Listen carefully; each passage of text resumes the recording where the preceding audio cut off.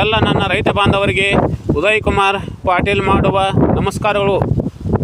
ಈಗ ನಾವು ಹುಳಿ ನೋಡತ್ತವಲ್ಲ, ಈ ಹುಳಿ ಕರೆಕ್ಟ್ ನಮಗೆ ಒಂದು 2 ತಿಂಗಳ ಹುಳಿ ಐತಿ. ಹುಳಿ ಮಾತ್ರ ಜಬರ್ದಸ್ತ್ ಬಂದೈತಿ ಗೊತ್ತಲ್ಲ. ಈಗ ಹುಳಿ ಸಂಬಂಧ ಹೂಗೆ ಬಂದೈತಿ.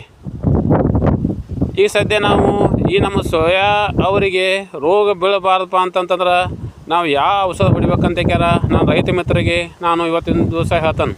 ಯಾಕಂದ್ರೆ ಹುಳಿಗೆ ಸದ್ಯ ಇದು ನಮ್ಮ ಮೊಣಕಾಲ ಮೇಲೆ ಐತಿ ನೋಡ್ತಾರಲ್ಲ. ನೋಡ್ರಿ, ಹುಳಿಗೆ ಈ ಬರೀ ಅಗದಿ ಬೆಳವಣಿಗೆ ಆಗಕ್ಕೆ ಹವಾಮಾನ ಪದ್ಧತಿ ಇದ್ದ ಸಂಬಂಧಾಗಿ ಈ ಹುಳಿ ನಮ್ಮ ಮೊಣಕಾಲ ಮೇಲೆ ಹುಳಿ ಐತಿ. ಮತ್ತು ಈ ಹುಳಿಗೆ ನಾವು ಇಲ್ಲಿ ಮಟನು 2 ಎಣ್ಣೆ ಹೊಡೆದೆವು. 2 ಎಣ್ಣೆ ಹೊಡೆದಕ್ಯಾರ ಇದಕ್ಕೆ ಹುಳು ಆಗಿತ್ತಲ್ಲ, ಹುಳದ್ದು ನಾವು ಕಂಟ್ರೋಲ್ ಮಾಡಿದೆವು. ಈ ಸದ್ಯ ನಮಗೆ ಈ ಹುಳಿ ಯಾವ ಸ್ಟೇಜ್ ಆಗತ್ತಂತಂದ್ರೆ ಈಗೆಲ್ಲ ಚೊಕ್ಕ ಹೋಗ್ಬಿಡೋ ಸ್ಟೇಜ್ನಾಗತ್ತೆ. ಬರೀ ತೋರಿಸ್ತಾನೆ ನೋಡತ್ತರಲ್ಲ. ಈ ಸದ್ಯ ಈ ಹುಳಿಯೆಲ್ಲ ಹಿಂಗೆ ಹೋಗ್ಬಿಡೋ ಸ್ಟೇಜ್ನಾಗತ್ತೆ ನೋಡ್ರಿ.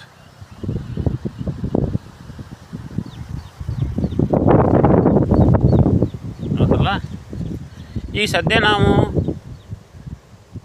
ಈ ಹುಳಿ ರೋಗ ಬೀಳ್ದಂಗೆ ಯಾವ್ದು ಅಂತಂತಾರೆ ಬೆಂಕಿ ರೋಗ ಬೀಳತ್ತಲ್ಲ.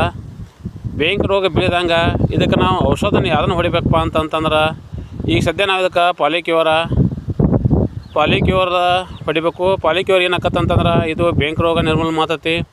ಆಮೇಲೆ ಇದ್ರ ಹಿಂಬಾಲೆ ನಾವು ಇನ್ನೊಂದು ಕೀಡಿಗೆ ಹಾಕ್ಬೇಕು. ಕೀಡಿಗೆ ಶಾವಿಗೆ ಬ್ರೋಕ್ಲಿನ್ ಹಾಕಬೇಕು.